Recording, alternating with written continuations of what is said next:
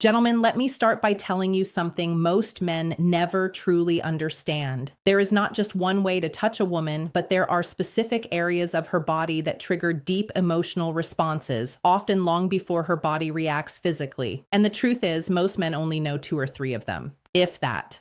I'm a relationship psychologist, and for over 20 years, I've worked with couples at every stage of life. Today, I'm going to share what I wish I could have explained clearly to every man who ever sat across from me in my office. No unnecessary theory, no empty promises, just what psychology, neuroscience, and real life experience have consistently shown. Before we go any further, let me ask you a simple question. Do you really know where and how a woman wants to be touched? I'm not talking about the obvious places most men think of. I'm talking about the places that open her emotionally, the gestures that make her feel understood before her body even responds. Many men tell me, I know my partner very well, yet when I ask them this question, silence usually follows. Why? Because no one ever explained this to you properly. There is no instruction manual. And women, even when they feel these needs deeply, don't always express them in words. Instead, they communicate through posture, through their eyes, through subtle gestures many men completely miss. Today, I'm going to talk to you about 7 key zones, but understand this clearly. These are not just parts of the body. They are emotional gateways. If you understand them, and more importantly, how to approach them, your partner's response will change profoundly. Your hands will stop being just hands. They will become a language of connection, a crucial clarification. After more than 2 decades working with couples, one conclusion keeps repeating itself. Most men act on instinct. They believe that touching the right place automatically creates pleasure. But for women, pleasure does not begin mechanically. It begins with emotional safety. Many men believe they are doing the right thing, but from the woman's perspective, the contact often feels one-sided. You may have asked yourself, why doesn't she react the way she used to? Why does her response feel different over time? The answer is simpler than you think. What men take for granted rarely creates emotion for women. Women don't respond to stimulation alone. They respond to intention, awareness, and presence. When a woman feels with her entire being that you genuinely care, her body follows. But here's the challenge. Women don't always tell you what they need, they show it. One former patient once told me something that stayed with me. Don't touch me just to touch me. Let me feel that you're really there first. That sentence holds the essence of what many women feel. This isn't about physical contact. It's about opening a psychological door first. Zone 1, the hands. I'm starting with a zone most men underestimate. The hands. A woman's hands are directly connected to her emotional world. When you hold them slowly and gently, you're touching far more than skin. A soft stroke along her fingers, a calm, warm pressure in the palm can create a deep sense of being understood.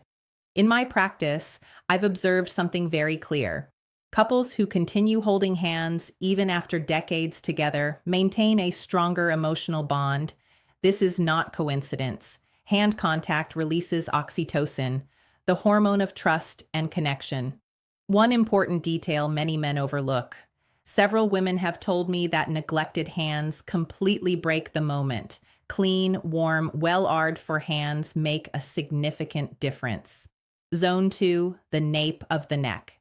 The neck, right at the hairline, is where tension often accumulates unconsciously. When you touch this area slowly, gently, without words or expectation, the body begins to relax. This is not a zone of stimulation. It is a zone of soothing and trust. I remember a man in his late 50s who felt emotionally invisible in his marriage. One evening, without any goal in mind, he placed his hand gently on his wife's neck while she stood at the window. She stopped, she exhaled, and then she turned toward him. That simple gesture reopened something they had lost. Zone 3, the lower back between the waist and hips. This area represents stability. When you place your hands here gently without holding, without restraining, you send a powerful message. I'm here and you're safe but free.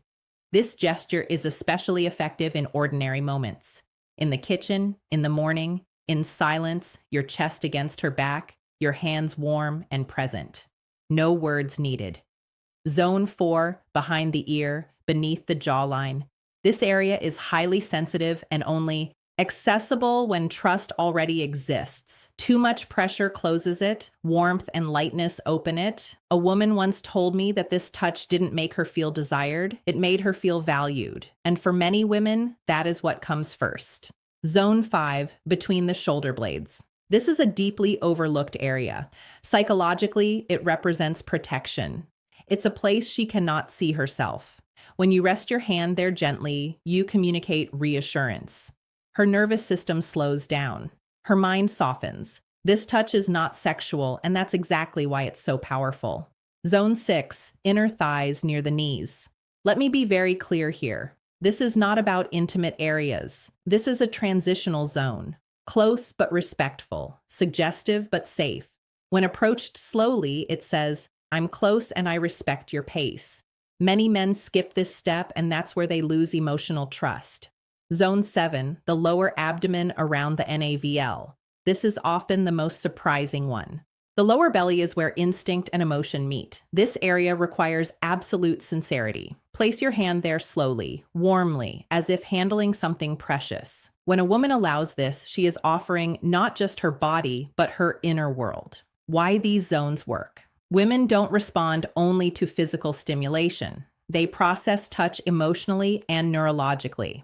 Studies show that female skin receptors are significantly more sensitive, and these areas trigger oxytocin release, the hormone of trust, bonding, and emotional openness. These are not erogenous zones. They are emotional sensors. They tell her body, this person is safe.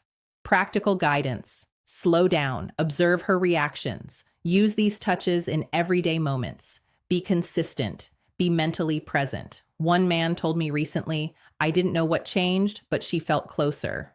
That's the point. Women don't always identify the change. They feel it. These 7 zones are not buttons.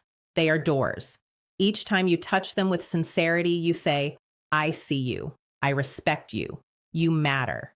And that is what women truly want. Not performance, not pressure, connection. It is never too late to begin again.